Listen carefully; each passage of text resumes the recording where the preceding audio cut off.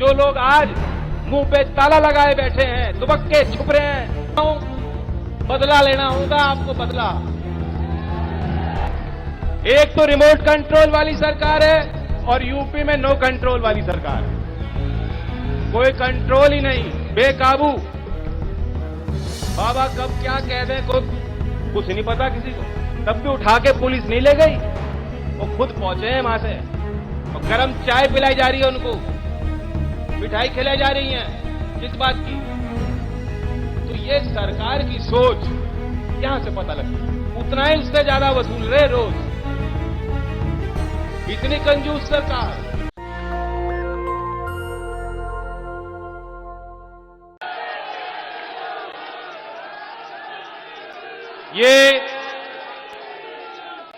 ये जो घड़ी है,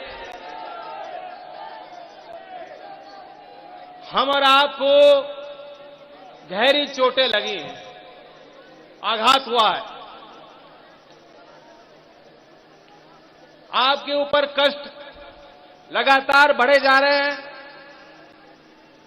जो अगली पीढ़ी है, जो गांव में हमारे होनहार बालक, नौजवान, मेरी बहनें, जो कुछ भी इन्होंने सपने देखे अपने जीवन के लिए, उन्हें हासिल करना भी उनके लिए दुर्लभ होता जा रहा है, अंधकार है। और शायद कभी हमने और आपने ऐसी कल्पना नहीं की होगी कि हमारे और आपके मत से जो सरकारें बनेंगी वो इस कदर आपके प्रति अनदेखी करेंगी, और अनदेखी ही नहीं, आप पे वार करेंगे। लखीमपुर के उस घटना का प्रभाव पूरे देश में है।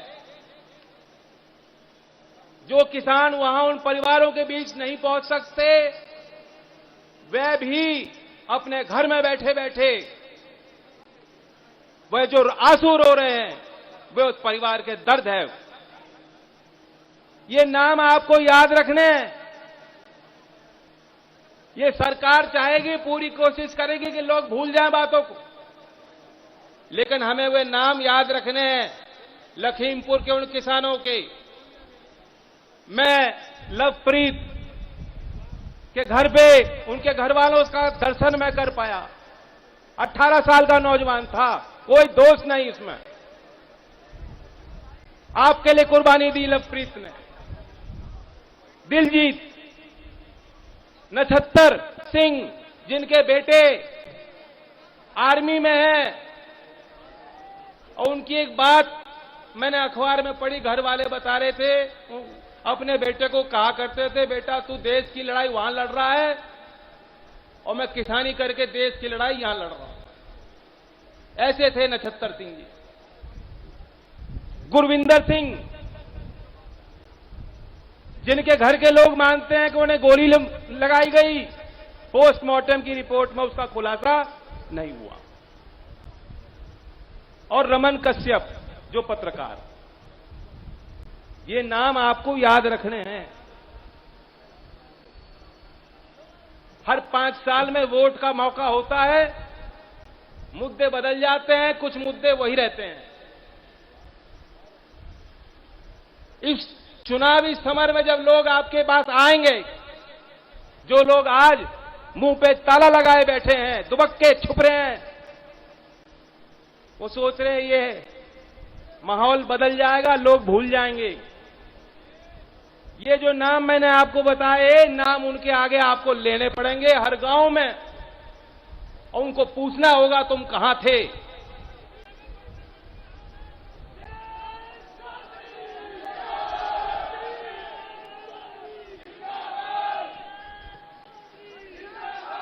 वैसे मुझे कहनी तो नहीं चाहिए, लेकिन उस शब्द का प्रयोग मैं कर लेता हूं, बदला लेना होगा आपको, बदला।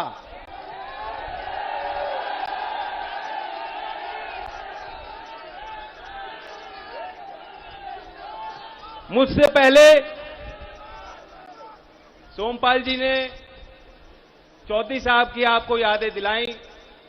वे बात हमें याद रखनी चाहिए कैसे कैसे करके चौधरी साहब की जो इच्छा थी कि गांव में पल रहे लोगों का अस्तित्व हो, देश की मुख्यधारा में वो आए, किस तरह आपने उनके साथ वह यात्रा तय की और बड़े मुकाम तक उनको पहुंचाने में आपका हाथ था।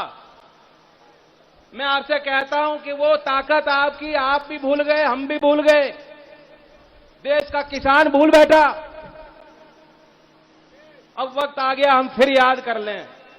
आज जो सरकारें हैं जो किसान का शोषण कर रही हैं, मोदी जी कहते आय दुगनी हो गई,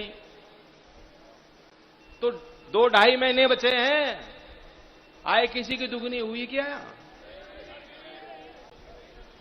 आंकड़े भी आपके बीच रखे गए, आधी हो गई, आय तो आधी हो गई। कोरोना काल में सारे छोटे बड़े काम धंधे व्यापार ठप हो गए। जो लोग छोटे छोटे कारखाने कुटीर उद्योग चलाते थे बंद करना पड़ा, जिनको शहरों में नौकरियां मिल रही थी उनको घर लौटना पड़ा, यहां तक कि मजदूरों को भी कई सौ किलोमीटर किस तरह से भाग भाग के छोड़ के उनको आना पड़ा। आपने अपने चौधरी अजीत सिंह जी को भी उन दिनों में खो दिया। घर घर में वेदना है, कष्ट हैं, हम कैसे उन बातों को भुला देंगे? लेकिन उन्हीं दिनों में जहां आपकी पीड़ा बढ़ी, कुछ लोग मौज कर रहे थे।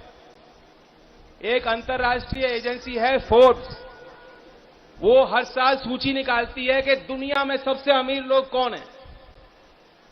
अभी उन्होंने सूची निकाली है कि देश के जो 100 सबसे अमीर लोग हैं, ये कोरोना काल में जहां सबकी आय घट गई, अंधकार में देश को धकेल दिया गया, इस कोरोना काल में 100 सबसे अमीर लोगों की संपत्ति दुगनी हो गई, उनकी आय दुगनी हो गई। और अदानी जी की तो विशेष मौज है। अदानी जी खूब मौज ले रहे। सबसे ज्यादा तरक्की कोरोना के उस समय में अदानी जी ने करी। मैं नहीं जानता यहां अखबार में बात छपी कि नहीं छपी। छपी है, पढ़ी है? कुछ तो सोचो क्या हो रहा है। ये लूट है, खुली लूट। इनका रिमोट कंट्रोल है, मोदी जी की सरकार का रिमोट कंट्रोल चंद पूंजीपतियों के हाथ में है। और पूंजीपति कहें नाच तो पूरी सरकार नाचने को तैयार। एक तो रिमोट कंट्रोल वाली सरकार है और यूपी में नो कंट्रोल वाली सरकार है। कोई कंट्रोल ही नहीं, बेकाबू। बाबा कब क्या कह दें कोई कुछ नहीं पता किसी को। उनका बयान मैंने पढ़ा, असंसदीय भाषा, सारी मर्यादाओं को तोड़ते हुए उन्होंने कहा ये जो नौकरी की दलाली कर रहे हैं उनके छाती पे बुलडोजर चढ़ा दूंगा।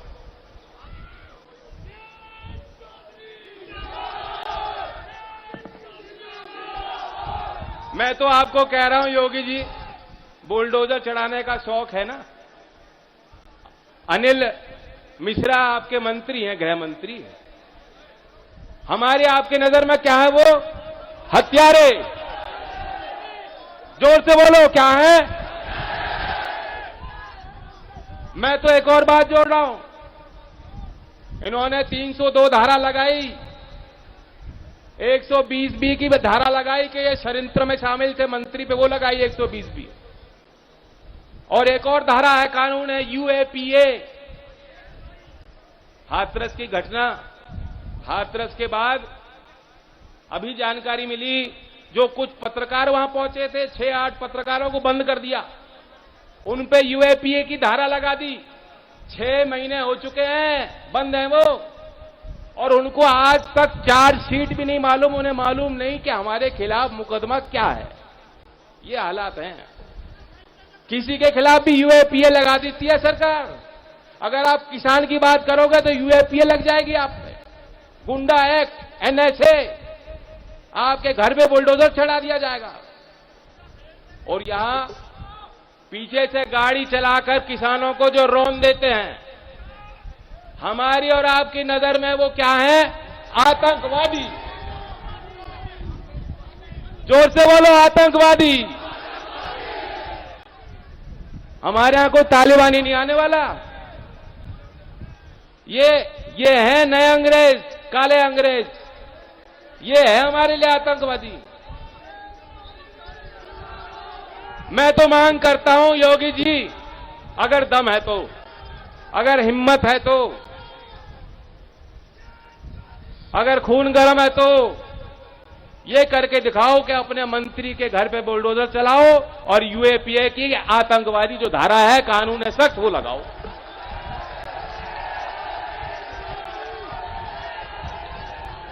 पांच दिन तक मैं यूपी पुलिस को लताड़ खूब रहा हूं, लेकिन वो हमारे ही हैं जवान, उनकी गलती नहीं। वो तो ऊपर से उनके हाथ बांधे गए। 5 दिन तक गिरफ्तारी नहीं हुई बच्चे की। इसकी मंत्री का लड़का घर में ही बैठा था दुबक्के। मंत्री खुद कह रहे हैं कि तो घर में बैठा था, बाहर जाके नोटिस चिपका रहे हैं कि पूछताछ के लिए आ जाओ भैया। कभी आपने ऐसा होता देखा है? किसान की तो हालत ये, अपने खेत से मिट्टी लेकर जाएगा तो आपके पीछे पुलिस लग जाती है, जैसे बहुत बड़ी चोरी कर दी हो आपने। और इनके यहां घर पे नोटिस लगा जा रहा है, भाई 5 दिन में भी गिरफ्तार नहीं हो पाया। सर्वोच्च न्यायालय ने फटकार लगाई, उसके बाद जो है उसको बुलाया गया, तब भी उठा के पुलिस नहीं ले गई।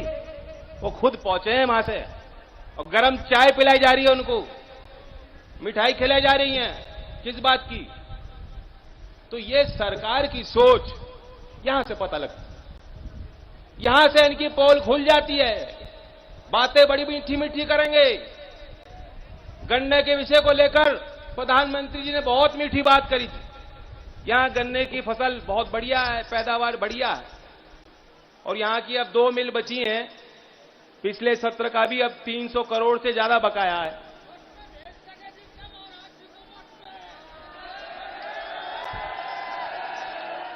लेकिन जब भी बाबा का बयान सुनो, कहो कि हमने गन्ने में तो किसानों के लिए सारे रिकॉर्ड तोड़ दिए। क्या रिकॉर्ड तोड़ दिया आपने? इतनी कंजूस सरकार। रोज 7 दिन हो गए, 7 दिन से रोज डीजल और पेट्रोल का भाव रोज 30-35 पैसे बढ़ रहा है, और 5 साल में गन्ने पे प्रति किलो 35 पैसे बढ़ाए इन्होंने। 35 पैसे बढ़ाए, 35 रुपया भी ना बोलो उसको, 35 पैसे बढ़ाए 5 साल में। रोज आपसे ले रहे उतना, रोज उतना ही उससे ज्यादा वसूल रहे रोज। इतनी कंजूस सरकार। मेरा तो मानना है गन्ने में इनकी सोच कुछ और है। ये अगर आप चूक गए, हम और आप, अगर हमने एक करारी हार नहीं दी उत्तर प्रदेश की जनता ने, तो ये जो कानून में 14 दिन का प्रावधान है, जिस तरह मंडी के कानून की धज्जियां उड़ा दी, कृषि कानून लिया है रात के अंधेरे में, मैं आपको विश्वास के साथ कह रहा हूं 14 दिन का कानून में प्रावधान भी हटाने जा रहे हैं। ये चाहते हैं कि गन्ने के किसान को एक मुश्त पैसा ना मिले, हम किस्तों में दे दें। यही सिफारिश नीति आयोग ने और सीएसीपी ने सरकार दे चुकी है सरकार को ऑलरेडी। और सोमपाल जी ने जो बात बताई, 1978 का कानून था जिसके तहत सरकार पे अधिकार था, किसी मिल को वो एक्वायर कर सकती। मोदी जी ने वो कानून भी रद्द कर दिया, कचरे के ढेर में डाल दिया कानून के। कानून की जरूरत नहीं है। मेरा मानना है कि जो डिफॉल्टर मिल है उत्तर प्रदेश की, सब लोग जानते हैं, किसान भी जानते हैं, वे भी जानते हैं कौन है। हमारी सरकार आएगी, सबसे पहले तो जांच पड़ताल होगी, फॉरेंसिक ऑडिट के माध्यम से हम जांच करेंगे किसने पैसे खाए। पैसे निकाल लेते हैं, पूंजीपति मौज कर रहे, 1.5-2 साल से किसान का भुगतान नहीं हो रहा। इससे बड़ा कोई पाप नहीं हो सकता। आप अन्नदाता के साथ चोरी कर रहे हो। मेरा मानना है कि गन्ने का भाव भी ऐसा हो कि लागत का कम से कम 1.5 गुना भाव लाभकारी मूल्य गन्ने का घोषित होना चाहिए। आप हिसाब लगा लो, लागत का 1.5 गुना मूल्य घोषित किया क्या भाजपा ने? बताओ। मैं एक और योजना की बात आपके बीच रखना चाहता हूं। 31 तारीख को सरदार पटेल जयंती पे हम अपना घोषणा पत्र जारी करेंगे, लेकिन उसमें एक पहलू है। नूरपुर की मंडैया से मैंने घोषणा की कि ये जो प्रधानमंत्री सम्मान योजना में 6,000 रुपए देते हैं, हम सभी किसानों को राज्य सरकार 12,000 रुपए करेगी इसको, और जो सीमांत असिंचित जमीन में जो खेती कर रहे हैं उनको 15,000 रुपए सालाना। आज मैं आपके बीच एक नई बात रखना चाहता हूं। आज महान विचारक, स्वतंत्रता सेनानी जयप्रकाश नारायण जी की जयंती है। 1950 में, क्योंकि जयप्रकाश गांधीयन फिलॉसफी को मानते थे और विनोबा भावे से प्रभावित थे, चौधरी साहब भी बहुत पक्के गांधीवादी थे। 1950 में जयप्रकाश नारायण ने अपना विजन पेश किया और उसे उन्होंने कहा सर्वोदय प्लान। क्या कहा? सर्वोदय प्लान। हमारी सरकार आएगी, मैं बताना चाहूंगा कि सर्वोदय प्लान का मतलब क्या है। पहले तो ये समझाऊं, क्योंकि कुछ लोग जानते हैं, जो इतिहास के जानकार हैं, कुछ लोग नहीं जानते। सर्वोदय योजना, सर्वोदय का मतलब सबका विकास। ये मोदी वाला नकली वाला नहीं है। 5 मुख्य स्तंभ हैं उसके। एक तो मानवतावादी सोच को बढ़ावा देना, दूसरा हर एक व्यक्ति, इंसान को जो उसकी संभावनाएं हैं जीवन की, उसे वो आजादी देना कि वो पूरा कर पाए, यानी मानव संसाधन का विकास, उसमें कोई बाधा, कोई अड़चन ना हो। दूसरी बात। तीसरी बात, जाति के बंधन से छुटकारा देना समाज को। चौथी, राजनीतिक क्षेत्र में विकेंद्रीकरण, सत्ता का विकेंद्रीकरण हो। पांचवी, अमीर और गरीब का फासला समाप्त, समाज में आर्थिक असमानताओं से छुटकारा दिलाया जाए। ये 5 मुख्य स्तंभ हैं जयप्रकाश नारायण जी द्वारा, जो उन्होंने पेश किया 1950 में सर्वोदय के नाम से। मैं आज आपके बीच ऐलान करना चाहता हूं कि हमारी सरकार बनेगी तो उन्हीं की स्मृति में सर्वोदय योजना के तहत इन 5 बिंदुओं पे हम आकर्षक योजना बनाएंगे। पहली योजना, आपको पता है कि चौधरी अजीत सिंह जी ने बहुत सख्त दंगा रोधक कानून बनाया था। वह कानून नहीं बन पाया, वरना जो दुर्गति यहां हुई, जो माहौल आज बनाया जाता है कि 1947 में जिस वर्ग ने फैसला किया कि ये मेरी माटी है, ये मेरी धरती है, आज हर मोड़ पर उनसे पूछा जाता है कि साबित करो अपनी देशभक्ति, प्रमाण दो हमें। इस माहौल को कभी हम खड़ा नहीं होने देंगे। हमारी सरकार आएगी तो सभी वर्ग के लोग, बहुसंख्यक हों या अल्पसंख्यक हों, उनको सुरक्षा की पूर्ण गारंटी राष्ट्रीय लोकदल की सरकार दिलाएगी। दूसरा पहलू था मानव विकास। मानव संसाधन का विकास कैसे होगा? बेहतर शिक्षा देके होगा, बेहतर तालीम देके होगा, और कोई रास्ता नहीं है। अब शिक्षा का स्तर बेहतर करना है, और उसके अंतर्गत हमारी योजना क्या है?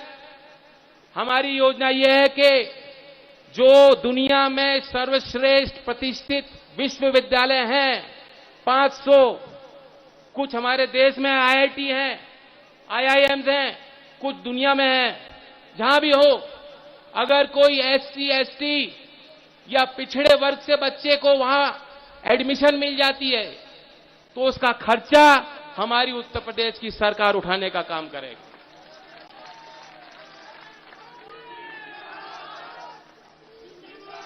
तीसरा पहलू, राजनीतिक क्षेत्र में विकेंद्रीकरण कैसे होगा? भारत के संविधान में 73वां संशोधन जिसके अंतर्गत पंचायती राज संस्थानों को कुछ ताकत दिए गई। आजाद भारत में अभी भी वो चीज लागू नहीं है। मैंने हमारे इस प्रदेश के 59,000 प्रधानों को चिट्ठी लिखी है और उनके सुझाव मांगे। मैं उनको कहना चाहता हूं कि सर्वोदय योजना के अंतर्गत पंचायती राज को जो भी वित्तीय अधिकार हमारे संविधान के तहत मिलने चाहिए, हमारी सरकार देगी। और कानूनी जो एक दुर्लभ हो गया है न्याय हासिल करना, यहां का आदमी जाएगा इलाहाबाद हाई कोर्ट। बात समझ रहे हो मेरी? हमारी मांग होगी और हम ये करके दिखाएंगे कि पश्चिमी उत्तर प्रदेश में, बुंदेलखंड में और गाजीपुर में हम हाई कोर्ट की नई बेंच स्थापित करेंगे ताकि वादकारी को दूर तक ना जाना पड़े। अब आर्थिक असमानता पे आ जाइए। 2 योजना हमने सोची हैं। 2500 करोड़ का हम एक कोष स्थापित करेंगे। जो दिव्यांग हैं, जो SC ST कम्युनिटी से हैं और वो अपना काम स्वरोजगार स्थापित करना चाहते हैं, वे एंटरप्रेन्योर बनना चाहते हैं, उनके लिए एक फंड होगा जो उनको पैसा देगी ताकि वो अपने पांव पे खड़े हो पाएं और लोगों को रोजगार देने की क्षमता उनके अंदर विकसित हो। 2500 करोड़ का जो कृषि के क्षेत्र में नई टेक्नोलॉजी लाते हैं, एग्री स्टार्टअप उसे कहते हैं, एग्रीकल्चरल स्टार्टअप। 2500 करोड़ रुपए का कोष हम उनके लिए स्थापित करेंगे ताकि गांव में अगर कोई कोल्ड स्टोरेज बनाना चाहता है, कोई सीड बैंक बनाना चाहता है, कोई ड्रिप इरिगेशन या नई विधि को किसानों तक पहुंचाना चाहता है, कोई नया बीज विकसित करना चाहता है, उसको पैसा राज्य के सरकार के उस कोष से दिया जाएगा। तो ये कुछ योजनाएं हैं मैंने आपके बीच रखी हैं और मोटा मोटी तो ये मान लो राष्ट्रीय लोकदल किसानों की फौज है।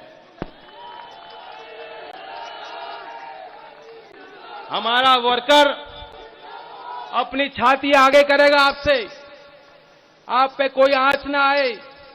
और जब आपकी सरकार बनेगी, जो फौज है आपकी, वो ये सुनिश्चित करेगी कि आपकी पूरी मौज हो, मौज। तो आप सब बहुत सतर्क रहने की जरूरत है। मुझसे पहले लोगों ने, वक्ताओं ने बात रखी। मुजफ्फरनगर का आदमी उस बात को जानता है, समझता है। आज जो माहौल बन रहा है उसे बनाए रखें, जो एकता हमारे बीच में बन रही उसे बनाए रखें, हर वर्ग में जाएं। चौधरी चरण सिंह जी की यही पहचान थी कि वो किसी एक जाति, एक धर्म तक सीमित नहीं थे। पूर्वांचल की जमीन पे आप जाएंगे, वहां यादव हो, कुर्मी हो, किसी भी जाति का काश्तकार हो, मजदूर हो, वो ये मानता है कि चौधरी चरण सिंह हमारे थे। जब तक हम ऐसी भावना दोबारा पैदा नहीं करेंगे, आपका ये मंच मजबूत नहीं हो पाएगा। तो इसलिए मैं आपसे कहना चाहता हूं कि अगर आप मुझे पक्के वाला आशीर्वाद देना चाहते हो, पक्के वाला ही देना चाह रहे हैं ना, तो तब होगा अगर हम और आप निकल पड़ेंगे। गांव में जाइए, बस्ती में जाइए, घर घर जाइए, समझाइए लोगों को।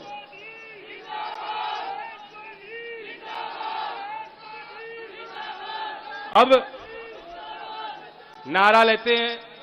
नेशनल दस्तक की आपसे गुजारिश है कि अगर इसको बचाना चाहते हैं तो नेशनल दस्तक को सब्सक्राइब करने के लिए रेड कलर के सब्सक्राइब बटन को दबाएं, फिर बेल आइकन की घंटी दबाएं। नेशनल दस्तक को बचाने के लिए बहुत जरूरी है कि हर खबर को शेयर करें, लाइक करें, कमेंट जरूर करें।